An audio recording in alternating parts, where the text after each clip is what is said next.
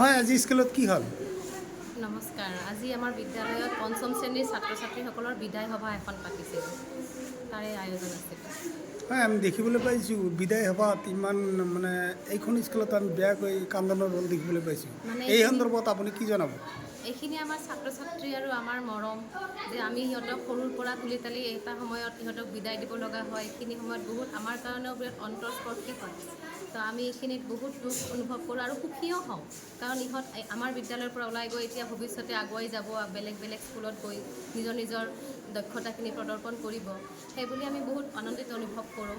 কিন্তু আজি দুখৰ দিন বুলি ক'লে ইহঁতক আমি এৰিব লাগিব। আজিৰ দিনটো এটা আচলতে এইটো মাহৰ মাৰ্চ মাহৰ অন্তিম তাৰিখে এৰা হয়, কিন্তু অহাকালিৰ পৰা মুছলিম সম্প্ৰদায়ৰ মাজত ৰোজা মাহ আৰম্ভ হ'ব।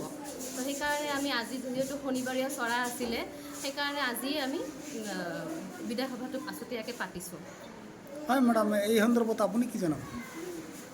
হয়, যেনেদৰে মাক দেউতাকে ল'ৰা ছোৱালীক সৰুৰ পৰা ডাঙৰ দীঘল কৰে, তেনেকৈ আমি শিক্ষক শিক্ষয়িত্ৰীসকলেও বিশেষকৈ প্ৰাথমিক বিদ্যালয়ৰ শিক্ষক শিক্ষয়িত্ৰীসকলে বহুত সৰুতে আমি ছাত্ৰ ছাত্ৰীসকলক পাওঁ।